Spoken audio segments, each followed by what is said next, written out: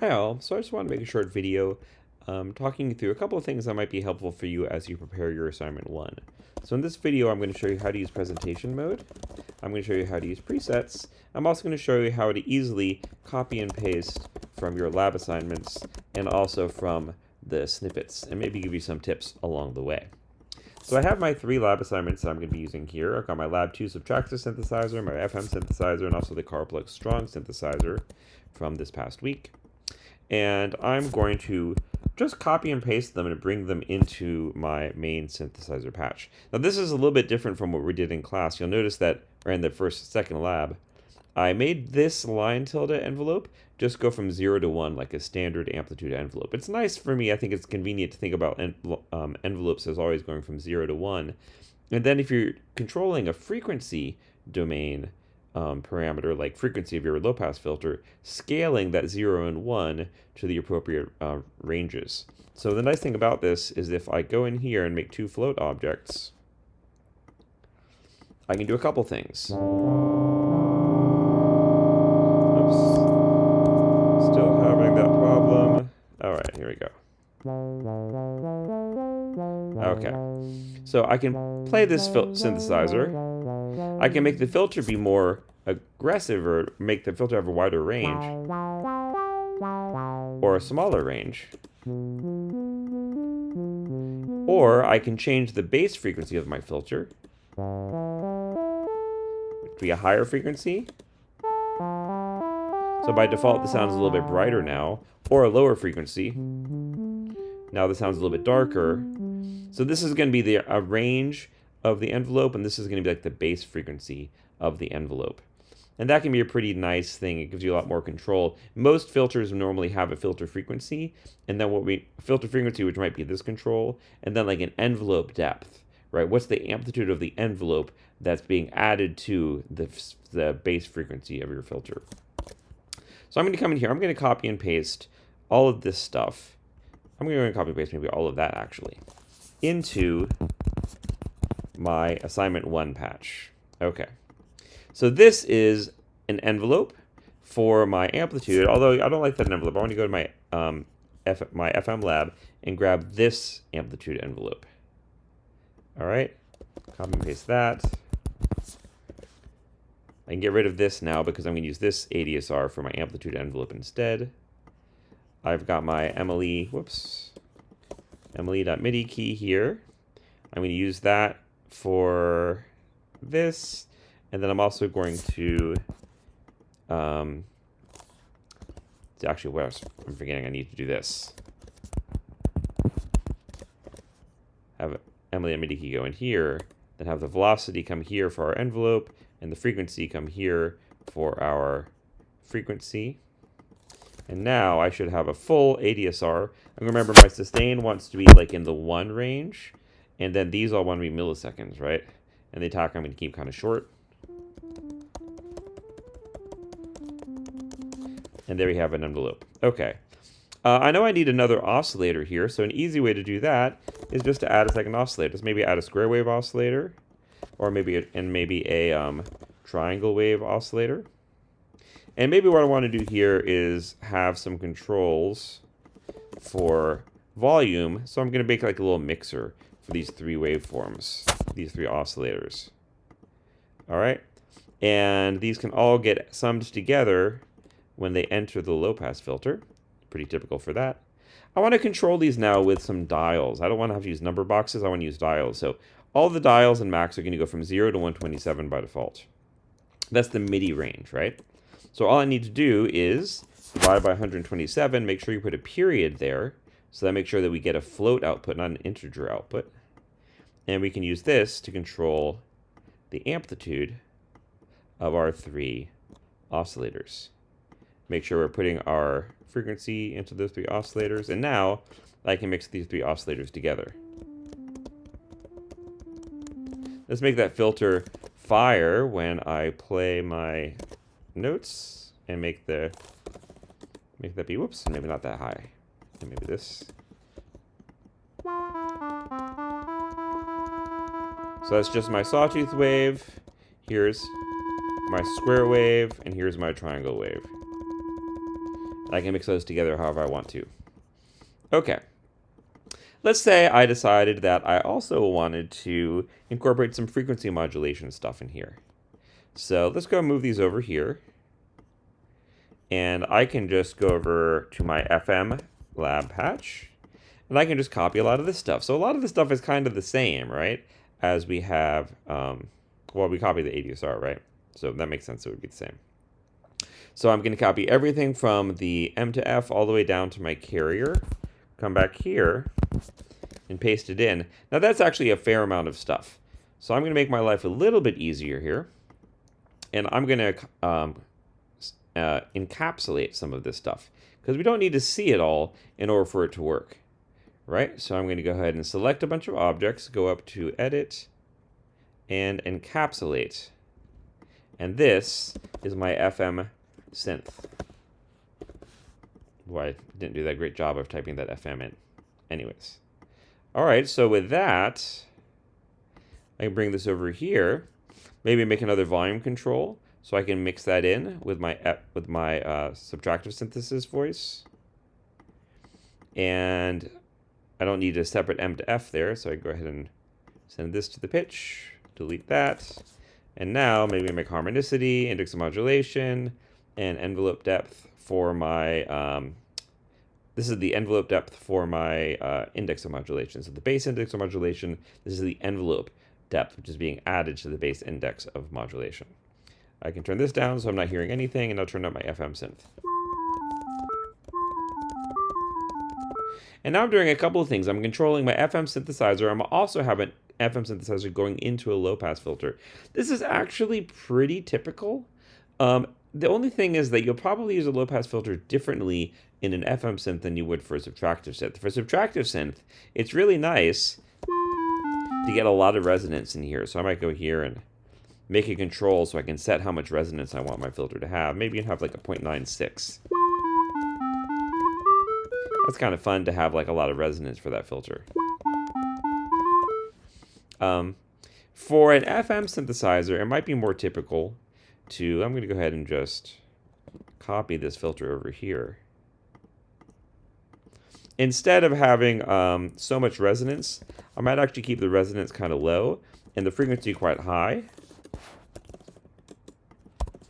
And just, whoops, let's do this. It's just going to kind of tame some of the harsher high frequencies as I increase my index of modulation. And that's actually pretty common use for a low-pass filter with FM, not as an effect, but just more like a sound shaping tool, which can be kind of nice. Okay, well that's a lot of stuff to have a full FM synth and a 3 oscillator subtractive synth in the same patch. A couple things I probably definitely do want to do is I want to copy and paste my ADSR, and I want that to control my filter frequency here. So I can come in here, I can set my ADSR to be a reasonable set of ranges. Sustain is going to be 1 still, and that. Maybe my sustain is going to be a little bit lower. And we need to listen to our subtractive synth.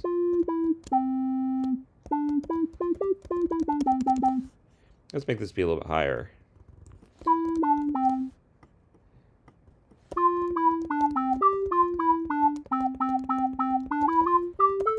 Okay.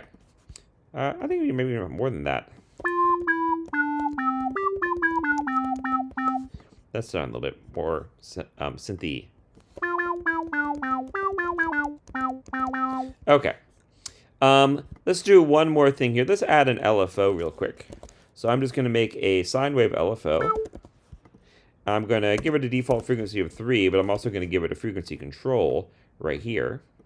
And I'm going to give it a, use this LFO to control a couple of things. I wanted to control my pulse width on my square wave. So that's a pretty standard control. So in the rectangle wave, the duty cycle is your pulse width input. And I'm going to want the pulse width to go from 0.5 to like 0.98. I never wanted to go below 0.5 is 0.5 is 50% duty cycle, so going up higher or lower than 0.5 is the same thing. It's going to sound the same. And going all the way up to 1 is going to make the square wave stop, because at a 100% duty cycle, it just stays high all the time. And so you never hear the square wave. Let's take a look at the output of the square wave as we're doing this, just so we can get a sense for what that means. Go to inspector. I'm going to go to automatic mode here, so you can see that square wave really well. Now my cycle, remember, is going to go, we use a number tilde object to monitor the output of my cycle, from -1 to 1. So what I'm going to do is I'm going to add 1 to it, and then I'm going to, I'm actually thinking about this for a second. Maybe what I'll do actually is divide by 4. So the output swing is -0.25, -0.25 to 0.25, and then I'm going to add 0.75. Okay, so that's going to make my output swing go from 0.5 to 1. But it's going to go all the way to 1. And so what I'm going to do here, I'm doing this all wrong. I'm so sorry about that. Let's go ahead and just add 0.25 to this. Okay. So now this is going to go from 0 to 0.5. All right? I'm going to multiply this by a scalar and then add 0.5 to it. Okay.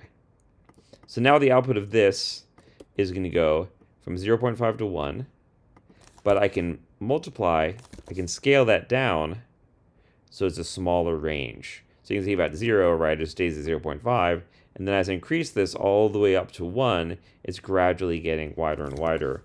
And if we use that as the input for our duty cycle, we'll see what that's doing. It's sort of narrowing the width of the square wave, right? If I go backwards, you can see that it's doing the same thing, but in the other direction. If I go too far, it's going to stop the sound of the square wave at a certain point. Let's listen to that so we can hear what it sounds like.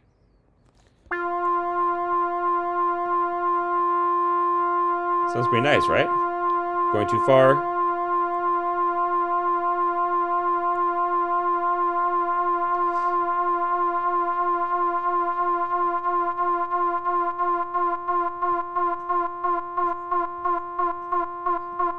Normally, on a lot of synthesizers, this would just stop the sound.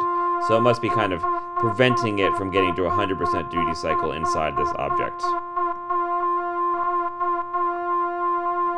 But this is a more typical range for the 0 to 1 for this would be more typical. I'm going to go ahead and encapsulate this as PWM, pulse width modulation. I have a depth of modulation for my pulse width modulation, and then this is the frequency of my LFO. So I'll say use a comment for frequency, comment for PWM depth. I keep typing PWN, say PWM. All right. And then I could use this same sine wave LFO to modulate other things. Like, for example, I could add it to our envelope.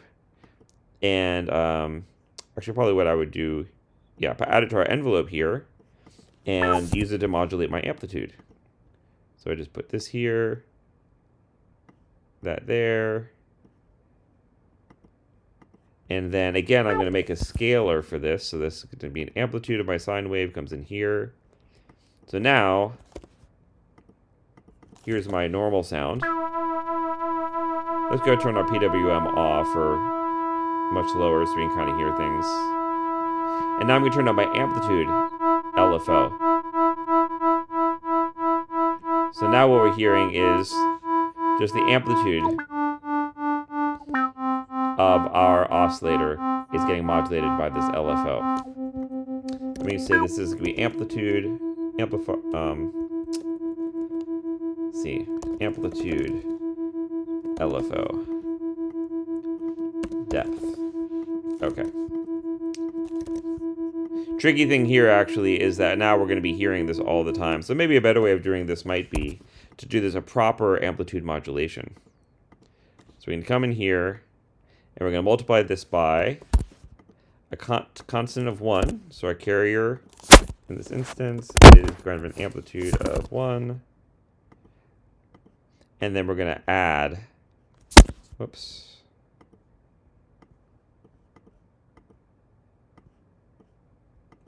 The output of our LFO to this constant amplitude constant of 1.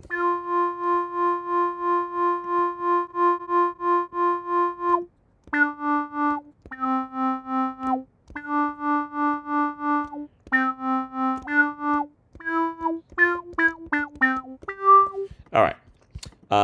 So that's a bunch of stuff I wanted to do. So now I'm going to make a presentation mode. So what this is going to do is I'm going to select a bunch of objects. First, I might want to label some of these. So I might label, so square, wave, amplitude. Well, that's actually, this is the square wave amplitude. This is the sawtooth. This is the triangle. This is the FM. And I can go through and sort of label a lot of these things. A lot of these things are already labeled over here because I was already kind of doing presentation mode there. Select all this stuff, add it to the presentation. What else do I want? PWM. This is LFO frequency. LFO frequency. This is my resonance. This is my filter freak, and this is my filter envelope. All right, so select all those, out into the presentation. Oops, there we go, and this one too. All right, and then this is my output volume. Select that, and now when I go down here, it's going to take all of the items that I've added to the presentation mode and hide everything else. I'm going to do one more thing. I'm going to go to my patcher inspector. So notice my inspector is open over here. But nothing's selected, right? If I select this, I should see the object inspector. If I click away, it's in the patcher inspector. And I can tell it to open in presentation mode. So when I save and close this patch and reopen it, it will open in presentation mode instead of the other mode, which can sometimes be kind of nice. Okay, so now I've got to organize my patch. I've got a lot of objects in here, and I can think about the best way to structure this visually. So here's my oscillators mixer up there. Let's go and throw our amplitude or filter envelope up there, and our amplitude envelope below it. I got my LFO frequency. And maybe I want to have all of the LFO parameters next to it. So my PWM depth, my amplitude depth. For my filter, I'm going to have my filter envelope and my filter frequency and my resonance. Put those all three like that.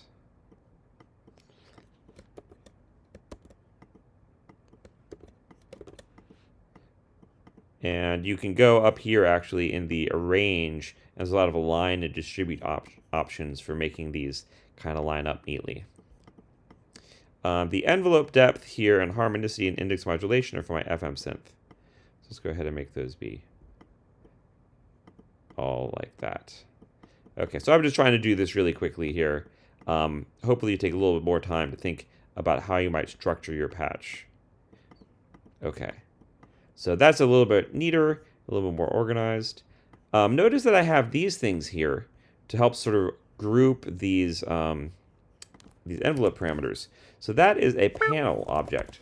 Type in panel like that, and you make this panel object. So you can use that to group objects. I might want to send it to the back. And then I also might want to change the color of this. I really like to make these be kind of like semi-transparent. And I like to make them be not gradients. There we go, something like that. All right, so go back over here. Whoops, then make sure I need to add it to presentation. Now that's there, and now I can go here, and I can just put it around the FM objects. So you can sort of use panel objects to organize things really neatly. There are lots of ways of adding sort of more style to the user interface, but we won't worry too much about that. Now, one thing I haven't added yet is a preset object. So let's make a preset object, just like that. And we add it to presentation. Bring it over here. I normally like to have the preset object kind of be one of the first things you see because it's actually something that you're most likely going to spend a lot of time interacting with. All right. So now I can play around with my synth. Let's go ahead and make some presets. So here's my sawtooth wave. Let's go ahead and tweak my filter parameters. Where did my filter labels go? So if you can't find something, if you select it here and then go back to presentation mode, you'll see, oh, there it is. They're being hidden when it's locked. I think that's because I must have accidentally hidden on lock. So I do that sort of just by habit. I've just got a lot of hotkeys in my hands to tweak these things. All right, so I'm going to go with a fairly high resonance, fairly low filter frequency, and I'm going to try going with a lower envelope, slower attack and decay, and I think this is my filter envelope. If I go back here,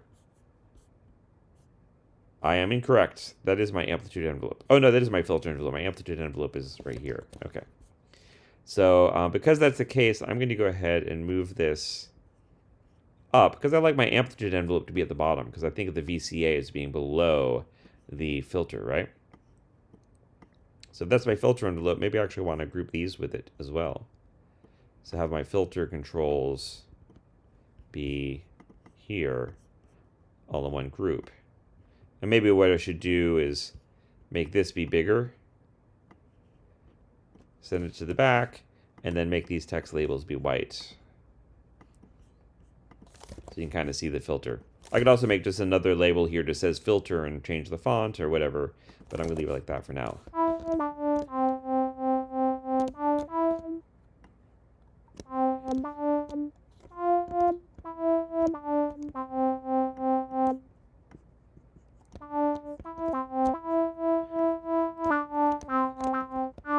Okay, so that's kind of a nice sound. I'm going to save that as a preset by hitting Shift and click.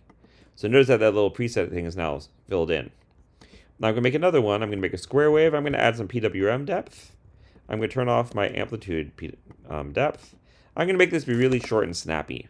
So I'm going to have my kind of quick decay and release here. Also, I'm going to have this be super quick with a slightly longer decay for my filter than my amplitude, and a slightly lower sustain value, and the release doesn't have to be so high.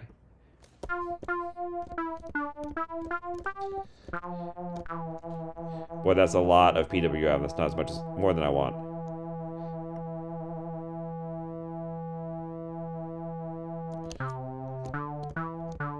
You have that kind of pluck. I like that. I want to emphasize that more.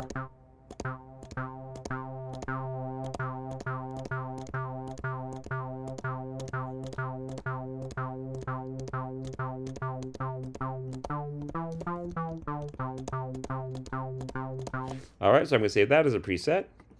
Then maybe I want to make it one of the FM. Whoops, definitely don't want to be. Fun to play, just explore what different harmonicities sound like. Where's my amplitude envelope for my FM synthesizer? Let's see. Oh, I guess it's in here.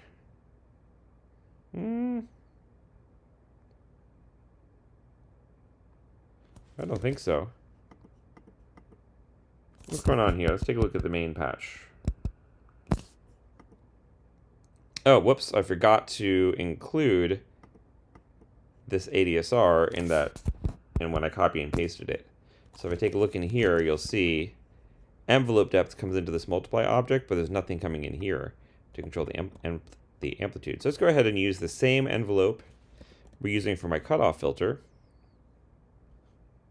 which is this one, my filter cutoff rather. I take the same ADSR and use it for my harmonicity. Okay, so come back here.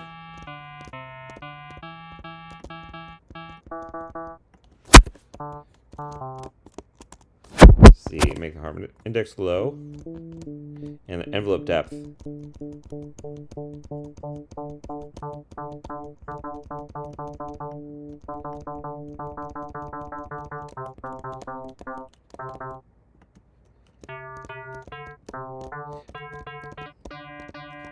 Boy, huge difference when you change harmonicity, right?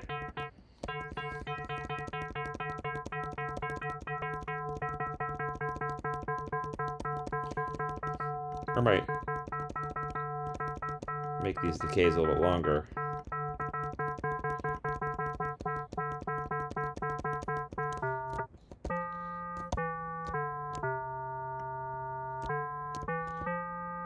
I'm going to show you a little trick, too, that I oftentimes like to do. Right now I'm using an integer for my harmonicity, because the harmonicity normally would be an integer ratio, right? But if you make it be a float, then you can do this, where you make it be like 2.01. And very small amounts of detuning can make that pulsing sound, which can be kind of nice, right?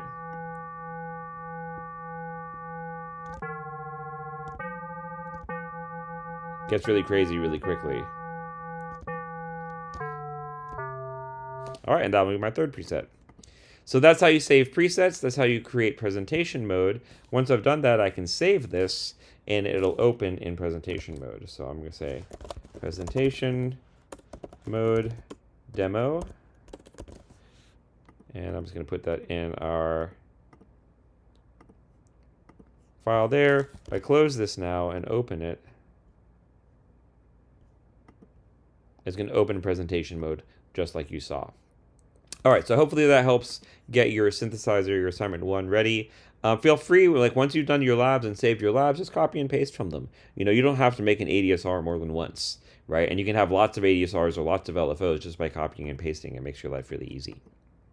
All right, hope that helps.